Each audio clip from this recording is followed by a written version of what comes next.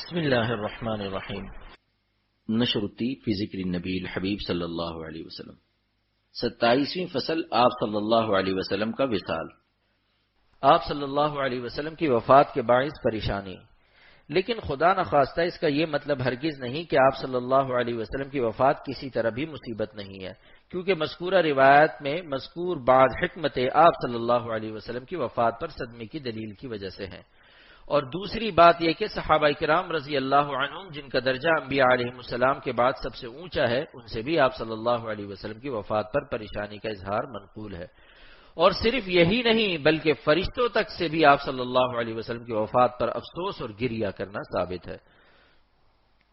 حضرت صلی اللہ علیہ وسلم کی حیات مبارکہ کے آخری لمحات میں حضرت جبرائیل امین نے فرمایا، آج میں زمین پر آخری مرتبہ اترا ہوں، اس سے بھی افسوس کا اظہار ہوتا ہے۔ حضرت علی رضی اللہ عنہ فرماتے ہیں، جب آپ صلی اللہ علیہ وسلم کی روح قبض ہوئی تو ملک الموت روتے ہوئے آسمان پر چڑھے اور مجھے آسمان سے یہ آواز سنائی دی، واہ محمدہ، ہائے محمد۔ اس سے حضرت اسرائیل علیہ السلام کا رونا ثابت ہوا۔ حضرت انس رضی اللہ عنہ فرماتے ہیں، حضرت خضر آپ صلی اللہ علیہ وسلم کی تعزیت کے لیے صحابہ کرام رضی اللہ عنہ کے پاس آئے، ان کا رونا بھی ثابت ہے۔ اگر حضرت خضر پیغمبر ہوں تو اہل سنت کے ہاں پیغمبر فرشتوں سے افضل ہوتا ہے، اس لیے ان کا رونا فرشتوں سے بھی زیادہ عجیب ہے، جو اس واقعے کے مصیبت ہونے کی نشانی ہے۔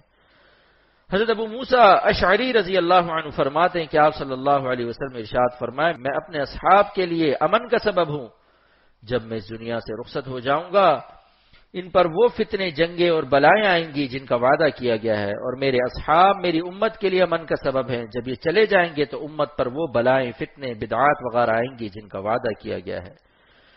گزشتہ روایت میں حضرت ام ایمن رضی اللہ عنہ کا قول مذکور ہے، جس میں ہے کہ آسمان سے وحی منقطع ہو گئی، جس نے حضرت ابو بکر اور عمر رضی اللہ عنہما کو بھی رلا دیا۔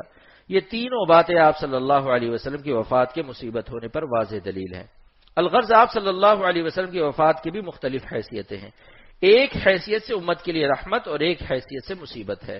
اللہ تعالی ہم سب کو رسول کریم صلی اللہ علیہ وسلم کی اتباع اور محبت کاملہ نصیب فرمائے، آمین۔